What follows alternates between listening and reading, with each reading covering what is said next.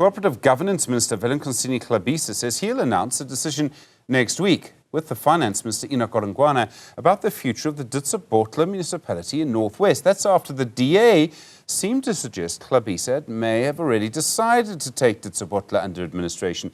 The council's become famous over the years. Two people, both claim to be mayor.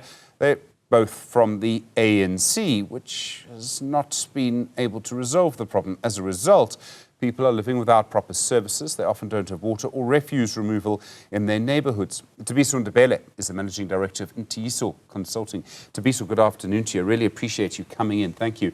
I presume, based on the reporting from Ditsobotla for, the last 6 years, there's quite a strong case to take it under administration? Yeah, there is. So good afternoon to you, Chris, and your viewers. I mean, the municipality, perhaps beyond the two mayors or the two centers of power, the other famous case is, of course, the Clover moving its cheese manufacturing factory out of the municipality, of course, citing that they're not getting the services that they need to run the factory optimally, efficiently, right? Whether it's electricity disruption, water, etc. So, yeah, it has been a long time coming, and I guess we've got to intervene, at least for the sake of the citizens. So, I mean, why hasn't there been an intervention before? That Clover decision was ages ago. You would think in a sort of responsive democracy, and also in a democracy where people vote, that actually whoever's in charge would react. Right, so June 2021, that's when Clover announced that it was moving out. And of course, there would have been years leading to that particular decision to be made. The local municipality, yes, it has to provide the services. Yes, it has to provide, as I said, the services required by the citizens. The issue is that it's a complex environment. And by complex, I mean it's intertwined with the political and administrative linkages in terms of how do you run the municipality. So yes, I mean, the council would have had to decide a long time ago that this is not working, but maybe other powers would have decided that maybe we might revive this thing, or at least try to salvage anything from there. So when we've had elections in local government before, when someone's been taken under administration, what is supposed to happen, as I understand the Constitution, and there'll be arguments about this, is that the people who work in the council should respect the change. So in Joburg in 2016, when the ANC lost power there, people, by and large, worked with the change. Famously, when there was for the first time a DA Home Affairs Minister, the DG phoned him and sort of said, you know, I'm looking forward to working with you. I presume that in Ditsobotla, it might be a very different picture. Have the workers become sort of politicized almost among factional lines? That could be the case, but I think we also have to realize that change is difficult, right? It's the first time after the national government when you really saw how coalition governments actually can work and should work. So I guess it's going to filter down to local government soon. But with that being said, I mean, it is a very complex environment where you do have representatives at municipalities actually supposed to be administrators for the political and vice versa.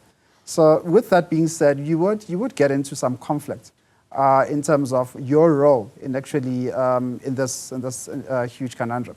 So, I mean, you could have, say, the ANC decided to deploy a new person to go and run it, to be the mayor. You would probably have local ANC branches just, you know, this is hypothetically, sort of taking political decisions to undo some of that work. That's part of the complexity? And perhaps that is why Minister Thabiso is pushing for certain changes within the system, right? One of them is to have professionals actually running the municipalities. I think you and I are gladly happy to work in a metro, but it's very hard to find people who are competent to actually work in those local municipalities, 200 plus of them, right? So with that being said, I think it's about getting the competent people. And of course, the structures have got to be wise enough to send the right people into those particular spaces. So yeah, I guess that's the challenge that we're going to be facing going forward as a country. If there's a council in this kind of state, and Ditsobotla is a sort of an extreme example, but there are plenty of other examples of major problems in councils around the country, where do you start with the process of sort of reforming it, of fixing it? So if you're appointed and you're told you have to move from Joburg to Ditsobotla, and congratulations, you're the administrator, what do you actually start with doing? I mean, we've seen administrators being locked out of buildings before, but once you get hold of things, what do you do? So I think we need to start with the council, right? Stakeholder conversations and engagement are quite important.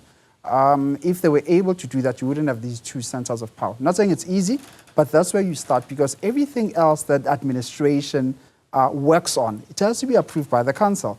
Whether we decide to provide incentives for our citizens, whether we decide to lend money from, I don't know, an international bank, I'm saying, for example, to actually fix the infrastructure, it's got to be approved by the council. So your first point is we've got to have a common vision as to where are we taking the municipality.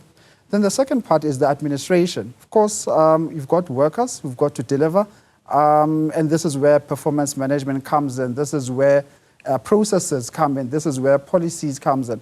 So those are the things, perhaps systematically, I would, if I was appointed, would actually drive and try to change within the local municipality. Residents, I think quite rightly, will demand change, and they'll demand it yesterday. They want everything to work now. None of this happens quickly, does it? No matter what happens. You are correct, right? And perhaps maybe a point of emphasis. The change requires engagement to say, this is how much we have, this is where we're going to spend it. You also, as citizens, have got to play your part in paying the property rate, in paying for the water services that you do receive. And it's quite a journey, as you're currently pointing out, because what has happened is that over the years, where people can afford the services, but they prefer not to pay, they would put up a solar panel, they'll put up a borehole, and therefore it makes it difficult for the municipality to then get back the revenue they've invested in the infrastructure. So yes, part of it is stakeholder engagement with the community, being transparent to say these are the initiatives that you are driving, these are the timelines associated with those initiatives. There are many different things happening here, and you see this in different parts of the country, but it seems to be, well, it seems to me, sitting in a very nice studio in Joburg, that this is the result of sort of broken local politics. Is that a sort of accurate thing? I mean, I realize that there are other problems with councils. So Ditsobotla won't have a very large revenue base. It won't have enough people who are able to actually pay, even if they want to. And those are big problems. But the fact that you have two mayors is what really just makes this so extreme. All right, and perhaps you've hit it on the nail on the head, right? So the first thing you've got to sort out is the power structure and the accountability in terms of decision making. So that's the first thing.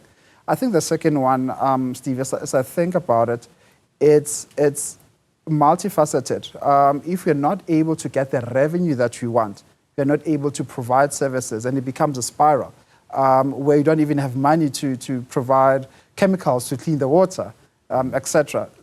But at the heart of it all, we've got to get the governance properly. You've got to get the governance right. You've got to have professionals who are going to come in and render their services for the municipality.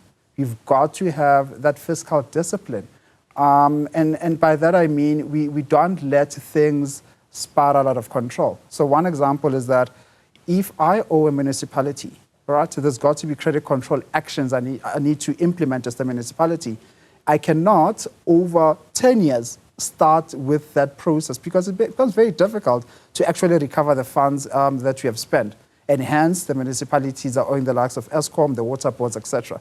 So to bring it back, it's very important that we get our councils right, and they've got to understand the mandate that they've given. Then you work on the administrative policies and processes.